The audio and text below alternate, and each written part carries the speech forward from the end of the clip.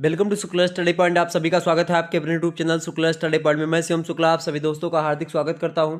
यह question paper है आपका BA second year third semester का एग्जामिनेशन 2022-23 राष्ट्रीय शिक्षा नीति 2020 के अंतर्गत जो परीक्षाएं हो रही सेमेस्टर की उसी का पेपर है। ये थर्ड सेमेस्टर का सोशियोलॉजी का मेजर माइनर दोनों में यही प्रश्न आपके पूछे गए थे, यही प्रश्न पत्र था।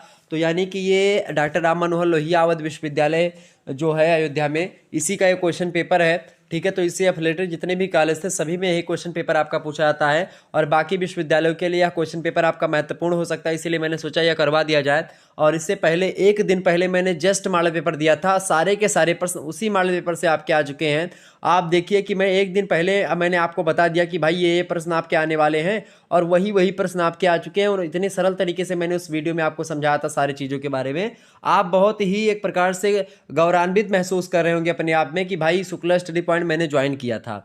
ठीक है, बहुत अच्छा लग रहा होगा आपको जब आप एक दिन पहले उसी चीज़ों को पढ़ करके जाते हैं और तुरंत वही आपका कल पूछ लिया जाता है, तो कितना अच्छा लगता है। ये आपसे बेहतर कौन जान सकता है। अगर ऐसा हुआ है आपके साथ तो वीडियो को लाइक और चैनल को सब्सक्राइब अवश्य कर दीजिएगा और शेयर कर दीजिए सभी दोस्तों के पास ये वीडियो, ताकि जो अन्य विश्वविद्यालय हैं उनके लिए भी हेल्पफुल हो सके और यही प्रश्न उनके भी में आ सकें। ठीक है, social change and social movement in India, यह आपके पेपर का नाम था। सोशियोलॉजी में 2 घंटे का पेपर हुआ था और 75 नंबर का पूर्णांक था।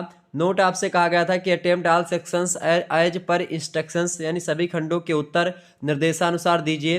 देखिए सेक्शन ए की अगर बात की जाए तो कह रहा है कि attempt all questions, give answer of each question in about 50 words, यानी सभी प्रश्नों के उत्तर दीजिए। प्रत्येक प्रश्न का उत्तर लगभग 50 शब्दों में आपका होना चाहिए। 3 नंबर का एक प्रश्न, 10 क्वेश्चन आपको करने हैं, 30 नंबर यहाँ से आपको मिल जाने थे। देखिए पहला प्रश्न आपसे पूछा गया था कि सोशल चेंज, सामाजिक परिवर्तन किसे कहते हैं। सामाजिक परिवर्तन के बारे में आपसे प्रश्न पूछा गया था। सामाजिक परिवर्तन के बारे में मैंने विस्तार से बताया है कल ही की मॉडल पेपर में, तो आप प्लीज़ मॉडल पेपर पढ़ा हुआ इससे पहले वाले जस्ट आप देख लीजिएगा। ठीक है, यानी एक दिन पहले मैं मॉडल पेपर देता हूँ जो है रिवीजन के लिए, और बाकी मॉडल पेपर ऑलरेडी पढ़े हुए हैं, चैप्टर वाइज वीडियो पड़ी हुई हैं आपके चैनल पर, आप देख सकते हैं आसानी से, प्लेलिस्ट में आपको सारी चीज़ें मिल जाएंगी। ठीक है, अगला प्रश्न आपसे पूछा गया तो ये प्रश्न मैंने विस्तार से आपको समझाया था। अगला प्रश्न स्ट्रक्चर, संरचना क्या होती है। चूंकि मैंने बताया सामाजिक परिवर्तन का सीधा सा मतलब होता है सामाजिक संरचना में हुआ परिवर्तन। अच्छा, सामाजिक संरचना क्या होती है तो मैंने बताया था उसमें सामाजिक समूह, सामाजिक संस्था, सामाजिक नियम कायदे, सामाजिक रूल, सब कुछ उसी में आ जाते हैं। सामाजिक संबंध यहाँ तक कि सब सामाजिक संरचना के ही तत्व होते हैं। तो जब उसी में परिवर्तन होता है तो आपका सामाजिक परिवर्तन कहा जाता है। ठीक है, अगला प्रश्न मैंने बताया था इवोल्यूशन, उद्विकास क्या होता है। उद्विकास क्या होता है, क्रांति क्या होती है, प्रगति क्या होती है और विकास क्या होता है। ये 4 टर्म्स जो हैं ये 4 प्रकार से समाज में परिवर्तन होते हैं। कौन कौन से, पहला है आपका विकास, दूसरा आप लिख सकते हो उद्विकास, तीसरा आप लिख सकते हो क्रांति और चौथा लिख सकते हो आपकी प्रगति। तो ये 4 पॉइंट्स हैं जिसके बारे में मैंने आपको विस्तार से आपको समझाया भी था। ठीक है, तो उद्विकास के बारे में, उद्विकास की अवधारणा दिया है, खास करके सामाजिक उद्विकास के बारे में हर्बर्ट स्पेंसर ने पूरा विस्तार से उन्होंने समझाया। भाई जो आदिम जाति से लेकर के, यानी कि जो मनुष्य आदि मानव था, आदि मानव से लेकर के एक क्रम से धीरे धीरे चलने वाली प्रक्रिया जो आज हमारे तक पहुंची है, यानी इस सभ्यता के युग तक जो पहुंचने वाली प्रक्रिया में आदि मानव से, ये एक प्रक्रिया क्या है, यही उद्विकास की प्रक्रिया है। ठीक है, इसको कई कैटेगरी में लोगों ने बांटा, इस पर भी मैंने चर्चा करी थी। अगला है आपका डेवलपमेंट। डेवलपमेंट क्या होता है, विकास के बारे में मैंने आपको विस्तार समझाया था। डेवलपमेंट जो होता है आपका, डेवलपमेंट मैंने कल क्या होता है कि लगातार मतलब कि एक प्रकार से तीव्र गति से विकास होता है। जैसे कि आविष्कार आजकल हो रहे हैं तो वो विकास हो रहा है एक प्रकार से। ठीक है, अब प्रौद्योगिकी में विकास हो रहा है या अन्य चीज़ों में, हर क्षेत्रों में आज विकास हो रहा है तो वो विकास होता है, उसके कारण से भी सामाजिक मतलब समाज में परिवर्तन देखने को मिलता है। प्रोग्रेस, प्रगति जो होती है, यह भी एक प्रकार से प्रगति, यानी समाज आगे बढ़ता है एक प्रकार से। प्रगति एक प्रकार से हो सकता है कि दूसरे तरीके से पाश्चात्य जगत की चीज़ों को देख करके आज हम जो कर रहे हो प्रगति बोल सकते हैं, या फिर अन्य चीज़ें। प्रगति के बारे में मैंने विस्तार से आपको समझाया भी था, पूरा प्रगति, विकास, उद्विकास, क्रांति सबको बताया था। अगला प्रश्न है आपका कल्चरल लैग, सांस्कृतिक विलंबना क्या है। मैंने आपको बताया था कि विलंबना का मतलब क्या होता है, जो एक प्रकार से विलंब हो जाना। किसका विलंब हो जाना, मैंने बताया था संस्कृति के आपके 2 पक्ष होते हैं, एक होता है भौतिक पक्ष, एक होता है आपका कौन सा, अभौतिक पक्ष। जो संस्कृति का भौतिक संस्कृति होती है, जैसे कि कार होगा, टेलीविजन हो गई, और भी तमाम प्रकार के वस्तुएं जितनी हो गई तो ये हो गई। और दूसरा क्या होता है, जैसे कि नियम कायदे समाज के, या मनुष्य के आचार विचार, मनुष्य के कला जो होती है मनुष्य के अंदर, तो ये सारी चीज़ें आपकी अभौतिक संस्कृति होती है, यानी जिसको आप देख नहीं सकते, जिसको आप महसूस केवल कर सकते हैं, वो ना तो छू सकते हैं, तो वो आपका होता है मतलब कि अभौतिक संस्कृति संस्कृति, लेकिन जिसको आप देख सुन सकते हैं, पकड़ सकते हैं, स्पर्श कर सकते हैं, वो होती है आपकी भौतिक संस्कृति।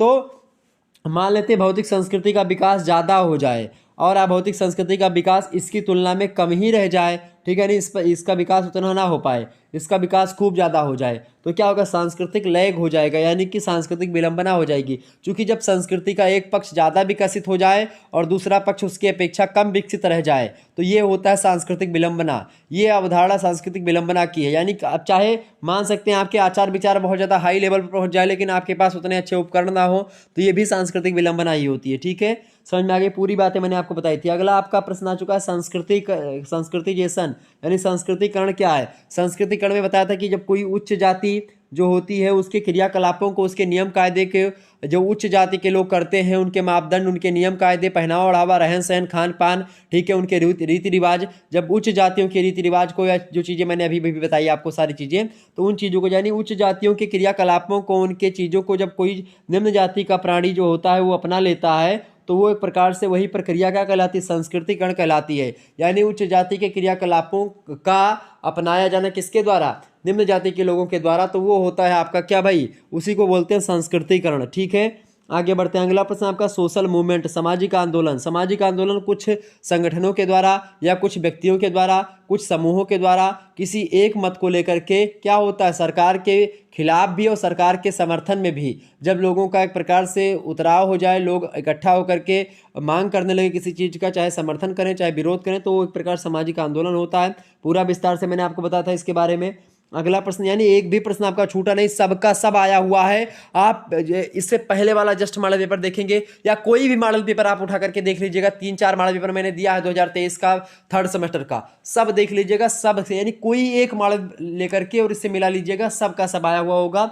अगला प्रश्न है ग्लोबलाइजेशन, वैश्वीकरण क्या होता है। वैश्वीकरण का मतलब होता है एक प्रकार से विश्व स्तर के बारे में, मतलब वैश्वीकरण मतलब कि विश्व स्तर की विचारधाराओं को समझे, यानी विश्व स्तर पर चीजें, इसके बारे में मैंने विस्तार से आपको बताया था। अगला प्रश्न आपका लेबर मूवमेंट, श्रमिक आंदोलन, किसान आंदोलन, महिला आंदोलन, दलित आंदोलन, सबको मैंने बता दिया था। और यहाँ से आपका प्रश्न आ गया महासंग्राम, वीडियो में मैंने सब हर एक चीज़ों के बारे में आपको बताया था।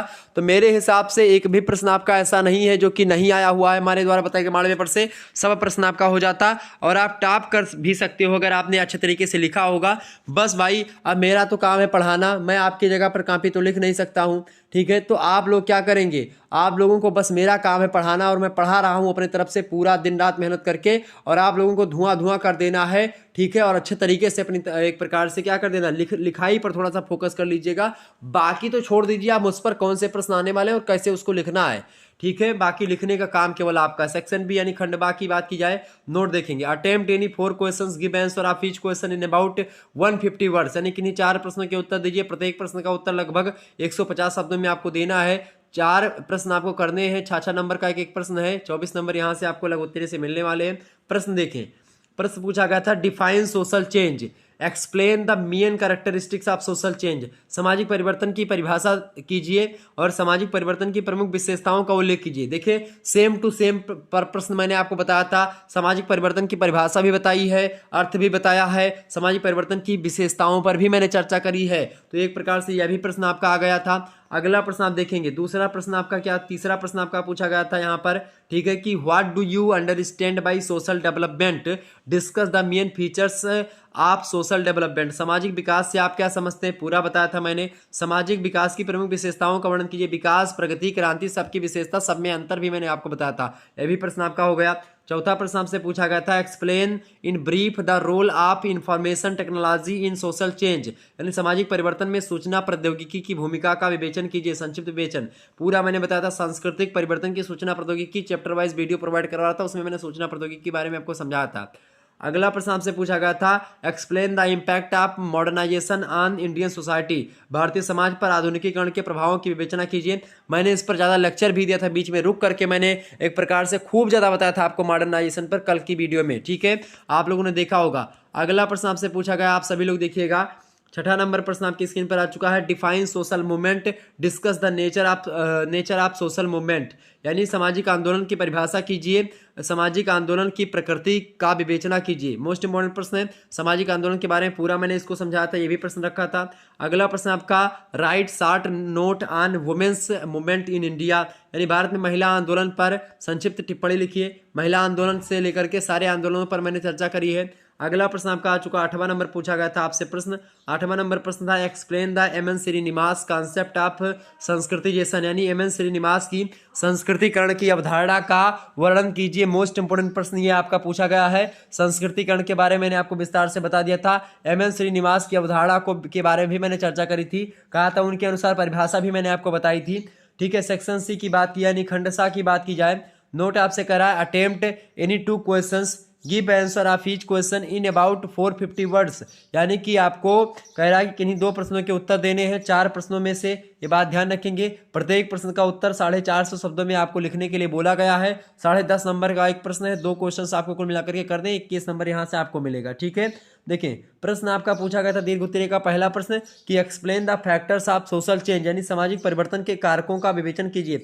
ये पहला प्रश्न ही मैंने रखा है, आप मॉडल पेपर उठा करके देख लीजिएगा, ये प्रश्न भी आपका हो जाएगा। तमाम प्रकार के कारकों के बारे में मैंने बताया था, सामाजिक कारक, आर्थिक कारक, राजनीतिक कारक, धार्मिक कारक, सांस्कृतिक कारक, प्रौद्योगिकी कारक, जनसंख्यात्मक कारक, सारे कारक होते हैं और पूरे के पूरे कारकों के बारे में विस्तार से लगभग 2-3 लेक्चर भी मैंने सेपरेट वीडियो बोर्ड पर पढ़ा करके आपको दिया है। अगला प्रश्न आपका है, differentiate between evolution and progress, यानी प्रगति और विकास में क्या अंतर है, इसको बताइए। मोस्ट इंपोर्टेंट प्रश्न है, ये अंतर मैंने आपको बताया था, आप इसको बारे में भी, ये प्रश्न आपका भी पूछा गया था। अगला प्रश्न आप देखें पूछा क्या गया था, अगला प्रश्न पूछा गया था, describe the nature and objectives of Dalit movement in India, Bharat में दलित आंदोलन की प्रकृति और उद्देश्यों का वर्णन कीजिए। दलित आंदोलन के बारे में मैंने आपको बताया था। अगला क्वेश्चन आपसे पूछा गया था, critically evaluate the Marxian theory of social change, यानी कार्ल मार्क्स जो है उनके सामाजिक परिवर्तन के सिद्धांत का आलोचनात्मक मूल्यांकन कीजिए। इस प्रश्न पर भी मैंने इस प्रश्न को मॉडल पेपर में अपने रखा था, तो एक प्रकार से सारे के सारे प्रश्न आपके द्वारा जो पूछे गए आपके पेपर में वो मेरे द्वारा बताए गए मॉडल पेपर से आए हुए हैं। चले फिर, तो एक प्रकार से इसीलिए आप सभी लोग वीडियो को शेयर करेंगे, लाइक करेंगे, चैनल को सब्सक्राइब करेंगे। आपका जो अभी क्वेश्चन पेपर अभी नहीं हुआ है, यानी जिसका आप तैयारी कर रहे हैं, अभी कोई भी सब्जेक्ट आपका बचा हुआ है, पॉलिटिकल साइंस से लेकर के कोई भी सब्जेक्ट बचा हुआ है, शुक्ला स्टडी पॉइंट में पड़े हुए जो वीडियो है प्ले लिस्ट में, आप सारी वीडियोज को देख डालिएगा। सारे सब्जेक्ट की प्लेलिस्ट ऑलरेडी बनी हुई है, आप देख लीजिएगा, एक भी प्रश्न आपका छूट करके नहीं जाएगा। आप टॉप करोगे और आप ही का सबसे उच्च नंबर आएगा अगर आपने शुक्ला स्टडी पॉइंट को ज्वाइन किया है। निश्चित तौर पर आपको निश्चिंत हो जाना है, टेंशन लेने की कोई बात नहीं है। सारे के सारे प्रश्न आपको जो पूछे जाएंगे आपके पेपर में, सब के सब हमने सबको बता दिया, सारे उत्तर को बता दिया कि कैसे लिखना है, क्या क्या करना है, सारी चीजें आप मॉडल पेपर उठा करके देख लीजिएगा, महासंग्राम वीडियो देख लीजिएगा। धन्यवाद, मिलते हैं नेक्स्ट वीडियो में, तब तक के लिए जय हिंद जय भारत। सभी का बहुत बहुत धन्यवाद, हमारे से जुड़ने के लिए बहुत बहुत धन्यवाद। तो शेयर कर दीजिएगा वीडियो सभी लोग। ओके, धन्यवाद।